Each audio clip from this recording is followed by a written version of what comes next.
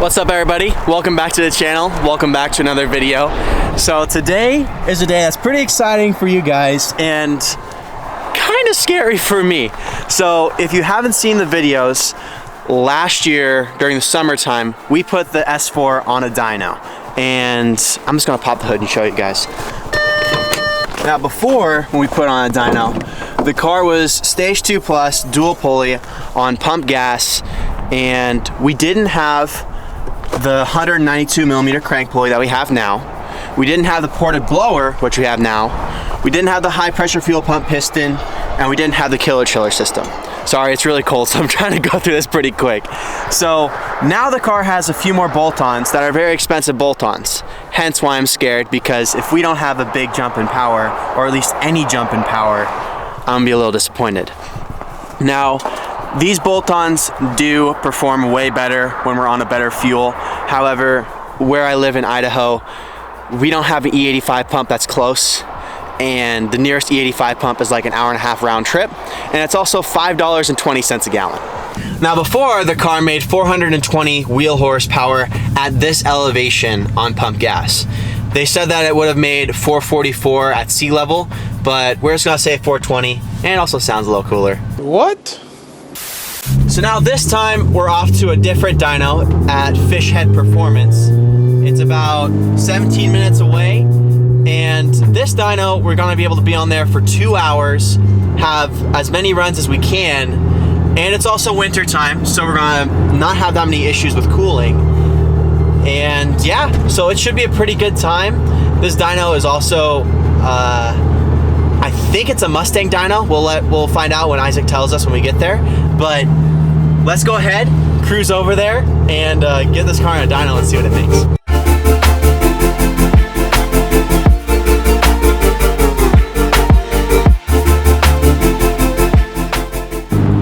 Oh look, there's the UPS guy. So next video, my friend Caden and I are gonna wrap our cars in wrapping paper and put Christmas trees on them. And the Christmas trees I ordered are coming from UPS, and they should be delivered today. So, should we just try and cut this guy off and see if we can get him now? Wow, we are really in the middle of nowhere. It says we're 3 minutes away. Wow, look at all this snow up here. It's crazy. Maybe if we find a spot with some nice soft snow, we can do donuts later. All right, so we are here. I already talked to Isaac a little bit. He walked me through everything about how the dyno works. So this is a dyno dynamics. So it's going to read a little bit different than a Mustang dyno. So pretty low. Anyways, besides the point, the car is super low, so we're trying to figure out good jacking points. I mean, good places to tie it down. Last time we tied it down in the front and both control arms, I think. We're gonna try and figure out a better way to keep it safe. So.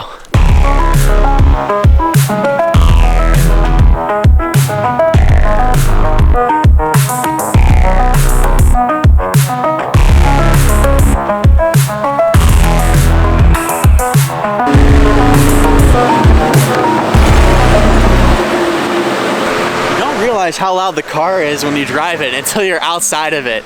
That thing's pretty loud. And it's like the perfect setup. I mean, I don't like my cars crazy like raspy or anything like that, and this car really is a great car. Now it's gonna be a struggle trying to find a good exhaust for the M4. So if you guys know of any good exhaust systems to run, let me know. I am gonna run a catless downpipe on the M4 too, which might make it a little bit harder, it might not, I don't know. Hopefully this car makes like over 420. So that's my goal, that's my hope. If it doesn't, I'm gonna be pretty sad. All right, here's our first run, let's see what we do. It's gonna be loud.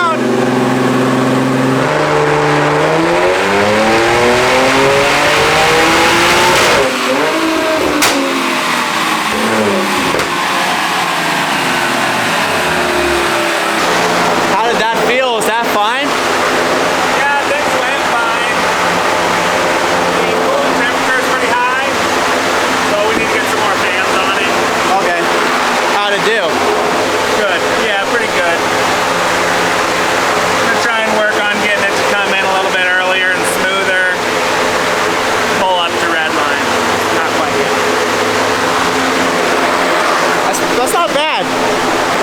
hoping to get over 420.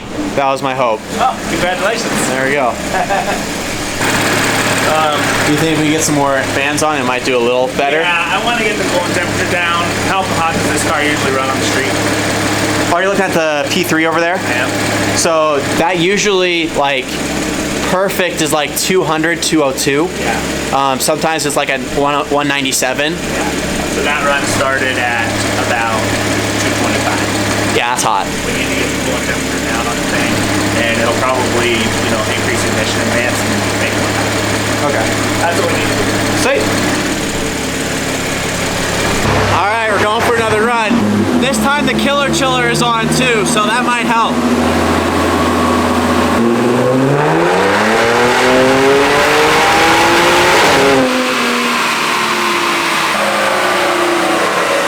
That looked pretty good.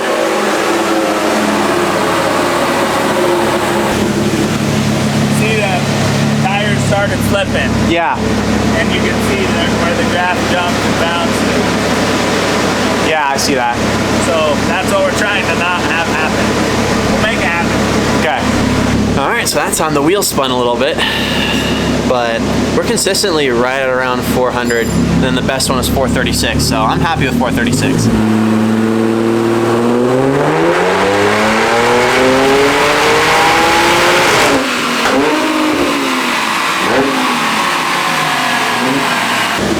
I can't tell what that is. 413, 418.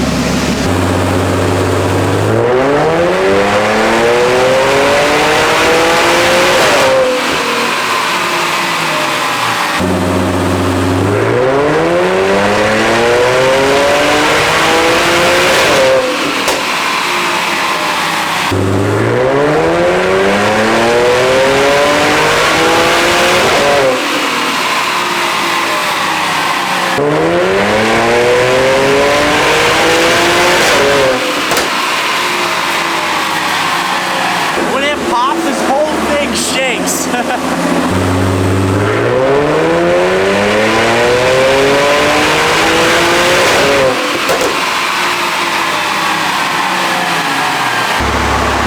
My ears hurt so bad. How'd it look this time?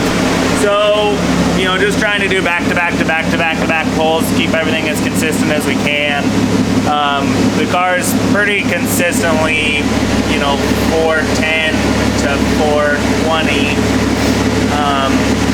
We're struggling with the bias, which basically we run into a situation where the front wheels start to outspin the back wheels, and then the dyno corrects for it and it makes a bump in the graph. So if I ease into it, it does it here. If I stand on it, it does it here. So it makes it look kind of funny down there at the front. So that last run that we just did was just full send, and it shifted properly and worked properly. So I'll load that real quick. Now it's 411.5. Yeah, and it has, a pretty consistent, nice, smooth horsepower and torque number. Our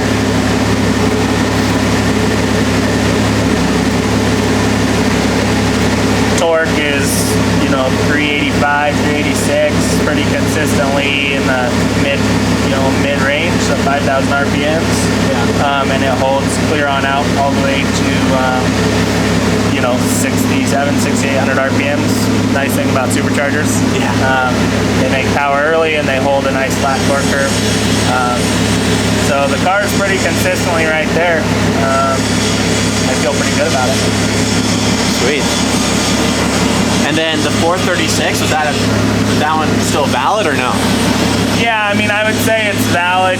What we've been struggling with on this car while we've been here is all the temperatures. It's really cold outside, and then we try and get the car's temperature up, then the tires fall, and so just a temperature balance. So and with this car too, it like heat soaks after like 3 runs. Right. And so like for this to be like consistent after like several runs, that's pretty good. And that's why I was doing hit after hit after hit after hit, is although we're getting somewhat lower numbers than our peak power, that's a consistent number if you were hitting stoplight to stoplight, or if you were, you know, doing race after race after race. Yeah. This is more realistically what it would be doing. And that's honestly really good horsepower for like this car, because it heat soaks. It heat soaks pretty bad. Yeah. So like for it to do that after like it getting some heat in the engine, yeah, that's pretty good. Yeah. And I feel good about the fact that I mean, we just did probably 5 or 6 hits in a row, and it was, you know, within 5-10 horsepower like every single time. Yeah. So I feel pretty good about it. Yeah. Yeah. So do you want to do one more? Yeah. But this time, like when you get up to like after third and you shift it in the fourth, yeah, like get up a little bit in the fourth, then let go and like feather the pedal and it'll pop, because it might shoot a flame. Flame's going on. Okay. See if we can. Sure thing. This guy's pretty cool.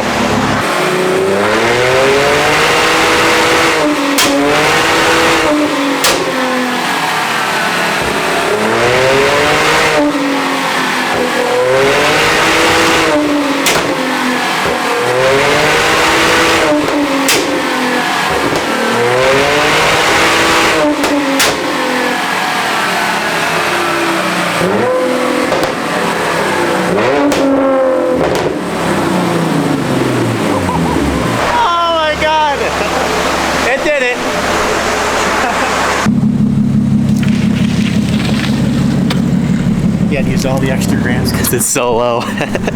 All right, well there we go. 436 when it's like perfect, and then 410 to 420 when it's hot. That's pretty good, because with this car, like the heat soak is real. Like if you guys own one of these, or if you're watching this video to look at one of these cars do heat soak pretty bad. And even though like that's where like the killer chiller and the porta blower came in hard for this car, is because my heat soak isn't terrible, but it's still there. So I'm pretty excited with that. And it was an actual number, not guessing like the last dyno I did. But 420 to 436, pretty good. Next up is I&W Performance. We're gonna go show them the numbers and look at the M4, because I put on that wing. I swapped over the double-sided tape, and now we have a nice carbon wing on the back. So I'll show you guys. All right, here we are. Good old I&W. Hello. I made 436. Really? Yeah. He said that his dyno reads lower than a Mustang dyno. So the 436 was on like perfect, like the car was like completely cooled and everything. Yeah. And then after that, after we got everything like perfect again, because we had an issue with like the tires like losing traction, and then like he got it perfect, so he just did hit after hit after hit. Like he did like 5 hits in a row. Each one was in 10 horsepower of each other, from 410 to 420. So that's like, that's good. That's pretty, it's like pretty hot, and it still did 410 to 420 on that dyno. That's a killer chiller. Yeah, keep it on IATs now. And I want to show you guys the M4 wing. Hopefully it didn't fall off overnight. Look at this. So PSM from Sencal Performance. Looks so much better than before. What do you guys think? I think side skirt's next. You really thought I wasn't gonna drift it? I told you guys I would.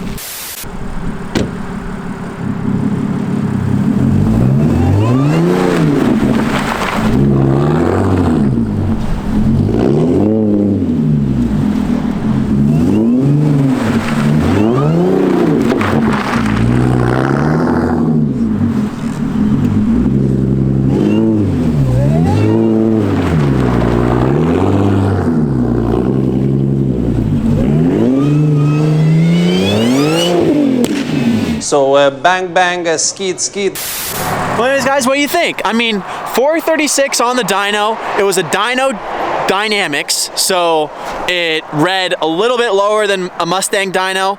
Still pretty good, not skewed numbers. And then 410 to 420 consistently pulled. Like this car gets hot, that's great. I'm really excited for that, and that's on pump gas. Like if I had E85 readily available, this car would be insane. But I think, I don't know, thinking about it and talking to a few people, I have the M4. Like, why make this car literally like just like a, like if I had E40, think about this, custom tune, I couldn't run anything but E40 unless I reflashed the ECU, and then I can't daily this car anymore. And this car is a fun car to daily. Like the supercharger, instant power all the time. I don't know. Let me know down in the comments what you guys think. I feel like I should just wait until we have an E85 pump here before I put my cars on E40 or E85.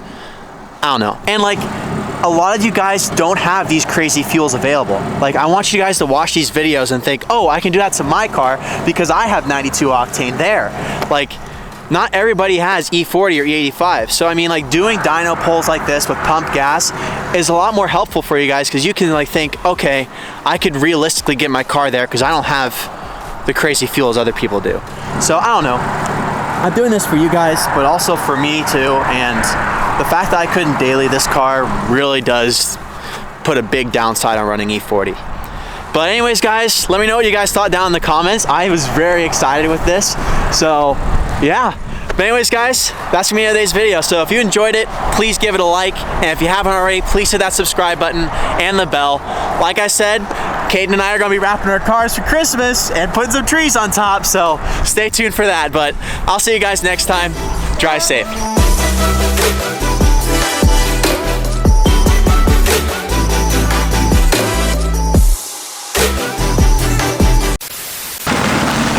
It's not the best spot, but I made it work.